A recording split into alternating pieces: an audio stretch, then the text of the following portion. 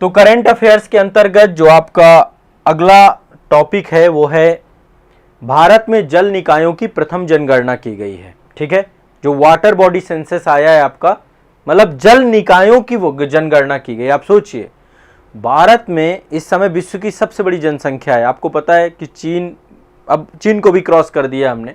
Total देखें तो विश्व की लगभग 18% आबादी हमारे देश में निवासित होती है। टोटल कितनी? 18% जो है आबादी भारत में है, विश्व के टोटल आबादी का। लैंड तो बहुत कम ही है ये। वाटर बॉडी की बात करें तो पूरे विश्व का 4% जल हमारे पास है, पीने योग्य पानी। ठीक है, 4% जल जो ग्लेशियर्स में हर जगह पे है। तो अभी केंद्रीय जल शक्ति मंत्रालय जो आपका है, देखो इससे बहुत क्वेश्चन आते हैं मेंस में, इस तरीके की रिपोर्टें बहुत काम आती हैं। आप अभी यूपीएससी का पेपर उठा के देख लीजिए, जल संसाधन से ही आपके क्वेश्चन आए हैं। तो एटलीस्ट इस तरीके की रिपोर्ट बॉडी कुछ भी आती हैं। तो भारत में जल निकायों की पहली जनगणना हुई है। वर्तमान में जो है भारत में विश्व का लगभग 18% जनगणना निवास करती है, जिनमें से 4% जल संसाधन है। और केंद्रीय जल शक्ति मंत्रालय ने पूरे देश में पहली बार सेंसस ऑफ वाटर बॉडीज यानी कि भारत में जल निकायों की जनगणना को संचालित किया है, पहली बार। ठीक है, अब इसमें इसके तहत क्या किया गया? एक तो नेचुरल वाटर जितना भी है, मानव निर्मित बहुत सारे जल निकाय हैं, जैसे कि तालाब, जैसे कि टैंक, जैसे कि झील, इन सभी जल निकायों पे बहुत सारे डेटा आपके आए हैं। ठीक है, तो अप्रैल 2023 में भारत में जल निकायों की पहली जनगणना से संबंधित रिपोर्ट जारी की गई है। यह रिपोर्ट केंद्रीय जल शक्ति मंत्रालय के द्वारा जारी किया गया है। कब रिपोर्ट आई थी? आपकी आज की रिपोर्ट नहीं है, यह अप्रैल 2023 की रिपोर्ट है। 2023 में रिपोर्ट आई थी आपकी, केंद्रीय जल शक्ति मंत्रालय के द्वारा ये रिपोर्ट जारी की गई है। और ये एक तरीके से उद्देश्य यही है कि जल निकायों से जुड़ा हुआ एक राष्ट्रीय डेटाबेस बन जाए। ठीक है, जिसके फलस्वरूप जो है अखिल भारतीय जितना भी देखे। अब इसके तहत क्या क्या क्लियर हुआ है, एक बार ध्यान से समझिएगा। भारत में कुल कितने जल निकाय हैं? भारत में कुल कितने जल निकाय हैं? 24,24,540 जल निकाय हैं भारत में टोटल। 24,24,540 जल निकाय हैं, जिनमें से ज्यादातर जल निकाय आपके कहां पर हैं? ग्रामीण क्षेत्र में। 97.1% आपके, जैसे इसमें सब आते हैं, नदियां हैं आपकी, झीलें हैं, प्राकृतिक और कृत्रिम सब आते हैं आपके इसमें। ठीक है, तो 97.1% ग्रामीण क्षेत्रों में जल निकाय हैं और शहरी क्षेत्रों में जो है आपके, मतलब शहरी क्षेत्रों में इतना संख्या नहीं है, शहरी क्षेत्रों में मात्र 2.9% ही जल निकाय है, ग्रामीण क्षेत्र और शहरी क्षेत्र। ठीक है, एक तो ये ध्यान रखिएगा। टोटल जल निकायों की संख्या कितनी आई है? 24,24,540 जल निकाय हैं, जिनमें से 97.1% ग्रामीण क्षेत्रों में है, 2.9 शहरी क्षेत्रों में है। अच्छा, जल निकायों की संख्या के मामले में 5 राज्य कौन कौन से हैं जहां पे जल निकाय सबसे नंबर 1 पे है? पश्चिम बंगाल। पश्चिम बंगाल सबसे ज्यादा जल निकाय हैं पश्चिम बंगाल में। ठीक है, दूसरे नंबर पे है उत्तर प्रदेश, दूसरे नंबर पे है हमारा यूपी, तीसरे नंबर पे है आंध्र प्रदेश, एपी, आंध्र प्रदेश, चौथे नंबर पे है उड़ीसा, ओडिशा, और 5वें नंबर पे है असम। ये टोटल आपके 5 जल निकाय हैं, टॉप 5। ध्यान रखिएगा, शीर्ष 5 जल निकाय। क्लियर है? स्पष्ट है? क्लियर है? ये आपका देखा जाए तो ये ओवरऑल की रैंकिंग है। अब इसमें से यदि हम शहरी क्षेत्रों की बात करें तो शहरी क्षेत्रों का डेटा थोड़ा सा अलग है। शहरी क्षेत्रों में नंबर 1 में पश्चिम बंगाल है, दूसरे में तमिलनाडु है, तीसरे में केरल है, चौथे में उत्तर प्रदेश आ जाता है। लेकिन ग्रामीण क्षेत्रों में यही डेटा है। ग्रामीण क्षेत्र में नंबर 1 में पश्चिम बंगाल, फिर यूपी, फिर आंध्र प्रदेश, फिर ओडिशा और असम। ये आपको ध्यान रखना है। क्लियर है? शहरी क्षेत्रों का डेटा मैं अलग से लिख देता हूं। ये आपका समग्र प्लस ग्रामीण है, समग्र प्लस ग्रामीण डेटा है। शहरी डेटा की बात करें तो शहरी में नंबर 1 पे आपका पश्चिम बंगाल है, वेस्ट बंगाल, मैं इसे शॉर्टकट में लिख रहा हूं। दूसरे नंबर पे तमिलनाडु है आपका। ठीक है, तीसरे नंबर पे केरल है, केरल। चौथे नंबर पे शहरी की बात करें, चौथे नंबर पे यूपी है, उत्तर प्रदेश, और 5वें नंबर पे आपका त्रिपुरा है, त्रिपुरा। ये आपको याद रखना है, इससे जुड़ा हुआ डेटा। क्लियर है? स्पष्ट है सभी को? क्लियर है? और जल निकायों की बात करें तो टोटल 78% मानव निर्मित है, जैसे नहरें हैं, झीलें हैं। 78% कितना है? मानव निर्मित, मानव निर्मित जल निकाय है, ठीक है। और टोटल 22% आपका प्राकृतिक है। वाटर बॉडीज जो है हमारी, जल निकाय मतलब वाटर बॉडीज। क्लियर है, स्पष्ट है सभी को? सभी को स्पष्ट है ये? ठीक है, चलिए आगे बढ़ते हैं। नेक्स्ट, ये हो गया आपका एक डेटा, और इसको आप ध्यान रखिएगा। वाटर बॉडीज को लेकर के, चाहे वो नदियां हो, नहरें हो, तालाब हो, सबको लेकर ये डेटा आपका आया है। एक और करंट अफेयर्स है, बहुत इंपॉर्टेंट करंट अफेयर्स है, जल ही जल है। ये देखो, इस समय देखो पेयजल को लेकर सरकार की पहली प्राथमिकता बन चुकी है। तो केरल जो है पहला राज्य बन चुका है जल बजट तैयार करने वाला, भारत का जल बजट तैयार करने वाला, जल बजट वाला पहला राज्य बन चुका है केरल। भारत का पहला राज्य बन चुका है जिसने वाटर बजट बनाया है, ठीक है, वाटर बजट बनाया है। मतलब कि इस प्रणाली के तहत इस देश में, मतलब केरल राज्य में कितना जल है और कितना जल वापस जाएगा, जैसे जलकुंड कितने हैं, कितने एक्वाफायर हैं, कितना जो है आपका जो है एक तरीके से रिजर्व में भूमिगत जल कितना है, इसको लेकर जल बजट कितना है मतलब हमारे, और उसका हम कितना उपयोग करेंगे। तो 17 अप्रैल 2023 को केरल के मुख्यमंत्री पिनराई विजयन साहब ने जल बजट प्रस्तुत किया और यहां पे बताया कि वाटर है कितना और इसका हम कितना प्रयोग करेंगे, कितना जो है कहां पर यूज किया जाएगा। तो ये आपको ध्यान रखिएगा, ठीक है। यहां पर एक चीज और ध्यान समझ लीजिए, एक जो है सम्मेलन होता है, अंतर्राष्ट्रीय सम्मेलन, संयुक्त राष्ट्र जल सम्मेलन, संयुक्त राष्ट्र जल सम्मेलन। ये क्वेश्चन देखो आपका पूछा जाएगा कि केरल जो है पहला जल बजट बनाने वाला राज्य बन चुका है, ठीक है। और ये आपका 2023 में आया, संयुक्त राष्ट्र जल जो है सम्मेलन 2023 में आया, और ये 22 मार्च से लेकर 24 मार्च 2023 तक, 22 मार्च से 24 मार्च 2023 तक संयुक्त राष्ट्र जल सम्मेलन न्यूयॉर्क अमेरिका में संपन्न हुआ। न्यूयॉर्क यूएसए में संपन्न हुआ। 22 मार्च से 24 मार्च 2023 तक संयुक्त राष्ट्र जल सम्मेलन 2023 न्यूयॉर्क अमेरिका में संपन्न हुआ। ध्यान रखिएगा, एक जल सम्मेलन आपका हुआ था, ये कहां पे हुआ? न्यूयॉर्क अमेरिका में। ध्यान से समझिएगा, ठीक है, जल सम्मेलन अंतरराष्ट्रीय स्तर पे। तो सोच सकते हैं यूपीएससी भी इस बार क्वेश्चन जो पूछा था मेंस का जल संसाधन को लेकर के, तो वो इसीलिए क्योंकि अंतरराष्ट्रीय स्तर पे इसको लेकर काफी सारी चर्चाएं रहती हैं, ठीक है। नेक्स्ट आगे चलते हैं। हाँ, ये जल बजट लाने वाला केरल देश का पहला राज्य बन गया है, उससे जुड़ा हुआ है।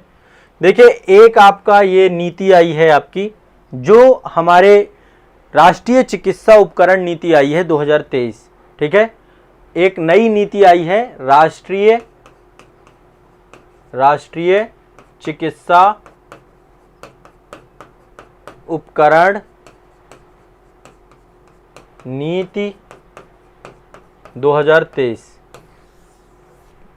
सरकार के द्वारा लाई गई है, और इसके तहत चिकित्सा उपकरणों को कई भागों में वर्गीकृत किया गया है। जैसे कि इलेक्ट्रॉनिक उपकरण, चिकित्सा उपकरणों में बहुत सारे इलेक्ट्रिकल उपकरण हैं, कई सारे ऐसे हैं जो कि इम्प्लांट उपकरण होते हैं, प्रत्यारोपण में काम आते हैं, कई सारे ऐसे हैं जो कि सर्जिकल उपकरण है। तो ऐसे करके कई सारे भागों में चिकित्सा उपकरणों को जो है अब इसके तहत, इस नीति के तहत ये बोला गया है, पहले तो कैटेगरीफाइज कर दिया गया उपकरणों को, साथ ही ये बोला गया कि हम 4 जो है ऐसे पार्क बनाएंगे जहां पर चिकित्सा उपकरण बनाए जाएंगे। मतलब 4 हम ऐसे चिकित्सा उपकरण पार्क बनाएंगे देश भर में।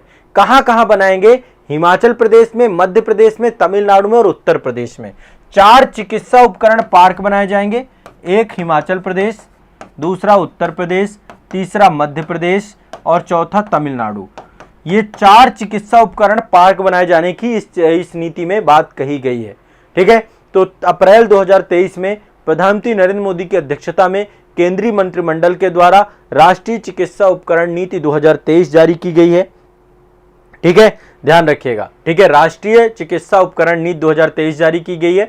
इस नीति के तहत चिकित्सा उपकरणों को वैश्विक बाजार में अगले 25 वर्षों के लिए 10 से 12% की हिस्सेदारी प्राप्त करने का लक्ष्य रखा गया है। और वर्तमान में जो एक तरीके से हम चाहते हैं कि चिकित्सा उपकरणों को हम एक्सपोर्ट करें, निर्यात करें बड़े स्तर पे, तो ये भी हमारी सोच है। और इसके लिए हम एक जो है चिकित्सा उपकरण निर्यात संवर्धन परिषद भी बनाएंगे, एक्सपोर्ट प्रमोशनल काउंसिल भी बनाई जाएगी, जिसका काम रहेगा कि इनको बड़े स्तर पे जो है एक्सपोर्ट किया जा सके, ठीक है। और आने वाले समय पे देखिए, अभी क्या चिकित्सा उपकरण के क्षेत्र में 11 बिलियन अमेरिकी डॉलर का जो है पूरा का पूरा मार्केट है। इसको हम 50 बिलियन तक ले जाना चाहते हैं। अगले 5 वर्षों में जो चिकित्सा उपकरण को लेकर के हमारा जो प्रेजेंस है वो 11 बिलियन डॉलर का है, हम इनको 50 बिलियन डॉलर तक ले जाना चाहते हैं, ये आपको ध्यान रखिएगा।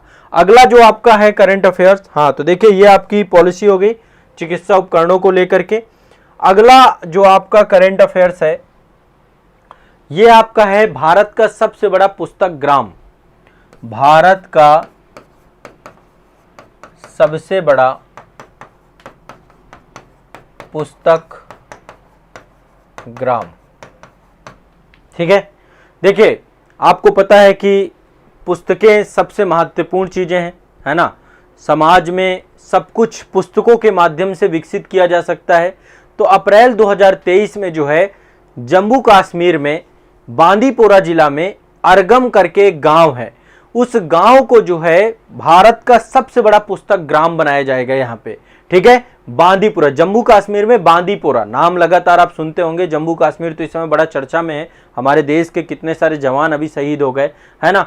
तो आतंकवादी गतिविधियां वहां पे लगातार रहती हैं और मिलिटेंट अभी भी वहां पे सक्रिय हैं, ठीक है। घुसपैठ अभी भी हो रही है। पाकिस्तान देखिए तबाही के कगार पे, इसके बावजूद भी वो अपनी नापाक हरकतों से बाज नहीं आता है, ठीक है। तो अरगम नामक गांव है, गांव का नाम लिख लीजिए अरगम। अरगम गांव ये जम्मू कश्मीर में पड़ता है, बांदीपुरा में। यहां पे क्या बनाया जा रहा है, भारत का सबसे बड़ा पुस्तक ग्राम बनाया जा रहा है, ठीक है। तो ये आपको ध्यान रखिएगा। और ये पुस्तक ग्राम की अवधारणा जो है अरगम गांव को जो है बनाया जाएगा। और जम्मू कश्मीर में आने वाले जितने भी लोग हैं वो जम्मू कश्मीर के प्राचीन से लेकर आधुनिक काल का जितना भी साहित्य है, इतिहास है, वो यहाँ पर आकर के पढ़ पाएंगे, यहाँ पर आकर के जान पाएंगे, ठीक है। वैसे तो ये जगह जगह बनाने की जरूरत है। और ये जो है आपका एक तरीके से विश्व का, एक तरीके से आप विश्व में भी एक जगह है आपका हे ऑन वे, ये विश्व का पहला पुस्तक नगर था आपका, वर्ल्ड फर्स्ट पुस्तक टाउन आपका हे ऑन वे, ठीक है। और ये आपका यूनाइटेड किंगडम में अवस्थित है। तो भारत का पहला पुस्तक ग्राम कौन सा है, सबसे बड़ा अरगम। अरगम कहां है, जम्मू कश्मीर में। विश्व की बात करें तो विश्व में है हे on way. Hey on way विश्व में आपका यूके में पड़ता है और यूके विश्व का पहला पुस्तक नगर है, वर्ल्ड फर्स्ट पुस्तक टाउन है, ठीक है। तो अरगम के बारे में आप जान गए, ठीक है। अब एक और करंट अफेयर्स का टॉपिक आपका बचा हुआ है, इसको भी कर लेते हैं और इसके बाद आपका कंप्लीट हो जाएगा टॉपिक। देखिए हरियाणा गवर्नमेंट के द्वारा अरावली पर्वत श्रेणी के लिए ग्रीन वॉल परियोजना चालू की गई है, ठीक है। आपको पता है कि जो हमारे पर्वतीय क्षेत्र हैं वहां पर भी जैव विविधता को लेकर के, वृक्षारोपण को लेकर के बहुत सारी समस्याएं होती हैं। अरावली पर्वत श्रेणी आपको पता है जो है गुजरात के पालनपुर से स्टार्ट होती है और दिल्ली तक है। तो टोटल 4 राज्यों में है आपकी। एक तो आपका दिल्ली से, गुजरात से स्टार्ट होती है, पालनपुर से अरावली पर्वत श्रेणी, अरावली रेंज जो आपकी है, आप सभी ने ज्योग्राफी में पढ़ा है। तो गुजरात में, फिर राजस्थान में है। और अरावली के कारण ही राजस्थान में रेगिस्तान है, क्योंकि वहां पे वर्षा हो नहीं पाती। अरावली जो है समानांतर पड़ जाती है, जो मानसूनी आती है, दक्षिण पश्चिमी मानसूनी पवनें अरब सागर की शाखा के समानांतर पड़ती है, तो इसलिए राजस्थान में वर्षा नहीं कराती है। इस कारण वहां रेगिस्तान है आज वर्तमान में, है ना। तो अरावली आपका दिल्ली में है, हरियाणा में है, राजस्थान में है, गुजरात में है।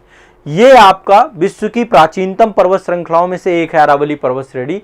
तो इस पर्वत श्रृंखला में अब लगातार अपक्षय आवर्धन के कारण से काफी ज्यादा, मतलब ये इसकी हाइट कम हो गई। नहीं एक समय हिमालय जितनी बड़ी जो है अपशिष्ट पर्वत के तौर पे, नहीं तो एक समय ये हिमालय आपका नवीन वलित पर्वत है आपका, है ना। तो अरावली पर्वत श्रेणी में अपक्षय अपर्दन की, मरुस्थलीकरण की ये कई सारी जो है आपकी स्थितियां रही हैं। तो यहाँ पर अरावली पर्वत श्रेणी को अपक्षय अपर्दन से बचाने के लिए ग्रीन वॉल परियोजना हरियाणा गवर्नमेंट के द्वारा लॉन्च किया गया है। कौन सी, ग्रीन वॉल परियोजना अरावली रेंज के लिए, ठीक है। और यहां पर किया क्या जाएगा, यहां पे बड़े स्तर पे जो है वृक्षारोपण का काम किया जाएगा। ठीक है, तो वहां पे जो हरियाणा के आपके पर्यावरण, वन और जलवायु परिवर्तन मंत्री हैं भूपेंद्र यादव जी, उनके द्वारा अरावली ग्रीन वॉल परियोजना स्टार्ट की गई है और इसको अंतरराष्ट्रीय वन दिवस 21 मार्च को पड़ता है, उस दिन इसको प्रारंभ किया गया है। हरियाणा में एक टिकली गांव है, वहां से इस परियोजना का शुभारंभ किया गया है और इसका उद्देश्य है कि अरावली पर्वत के आसपास 5 किलोमीटर के दायरे में इसको पूरा हरा भरा क्षेत्र बना देना, एक बफर जोन बना देना, ताकि अरावली फिर से हरी भरी हो जाए और इससे मरुस्थलीकरण का विस्तार ना हो, क्योंकि लगातार मरुस्थलीकरण का विस्तार भी हो रहा है। ठीक है, तो ये ध्यान रखिएगा, फिर से वनारोपण किया जाएगा, फिर से वृक्षारोपण किया जाएगा, फिर से जल स्रोतों की बहाली की जाएगी और इसको एक हरित क्षेत्र में तब्दील कर दिया जाएगा, तो यहां की मिट्टी में उर्वरता बढ़ेगी। ये आपकी अरावली रेंज है। ठीक है, अरावली रेंज को फिर से हरा भरा करने की पूरी एक योजना बना ली गई है। ठीक है, क्लियर है, स्पष्ट है। तो ये आपका ग्रीन वॉल परियोजना है। ठीक है, दूसरा आपका जो है इसमें एक आपका भारत का पहला जो है पुस्तक ग्राम अरगम, मैंने बताया जम्मू कश्मीर में है, बांदीपोरा। ये आपका राष्ट्रीय चिकित्सा उपकरण नीति बता दी मैंने आपको, 4 पार्क बनाने हैं, है ना। 4 पार्क कहाँ कहाँ बनेंगे, हिमाचल प्रदेश, उत्तर प्रदेश, मध्य प्रदेश और तमिलनाडु में चिकित्सा पार्क को। और इसके अलावा ये केरल जो है हमारा जल बजट बनाने वाला पहला राज्य बन चुका है। और एक मैंने आपको करंट अफेयर्स ये बताया कि जो है हमने जो है इंडिया अपना पहला जो है वाटर जो है बॉडी सेंसस ला चुका है, जिसमें मैंने आपको बताया कि सबसे ज़्यादा वाटर बॉडी कहाँ पे है, पश्चिम बंगाल में, फिर यूपी में, फिर आंध्र प्रदेश में, उड़ीसा में और असम में। तो ये करंट अफेयर्स के अंतर्गत महत्वपूर्ण टॉपिक हैं और मैं पूरी आशा करूंगा कि आप लोग इनको याद करिए, रिवाइज करिए, 1-2 बार रिवीजन से पूरे याद हो जाएंगे और करंट अफेयर्स जैसी आपकी चिंता धीरे धीरे पूरी तरीके से समाप्त हो जाएगी। हमारा एक ही लक्ष्य है, इस क्लास का एक ही उद्देश्य है, करंट अफेयर्स का एक भी क्वेश्चन गलत नहीं होना चाहिए, करंट अफेयर्स का एक भी क्वेश्चन गलत नहीं होना चाहिए। इसी उद्देश्य के साथ ये क्लास चला रहा हूं। आप करंट पे जाएं, सीधा वार करके आए, करंट का क्वेश्चन मिल जाए, चुन करके उसको जो है आप बिल्कुल करके आए। इसी अल्टीमेट गोल के लिए करंट अफेयर्स यहां पे मैं करवा रहा हूं। और जो बच्चा पहले दिन से करंट अफेयर्स कर रहा है वो जाएगा, करंट अफेयर्स नहीं छोड़ के आएगा, ये गारंटी मैं लेता हूं।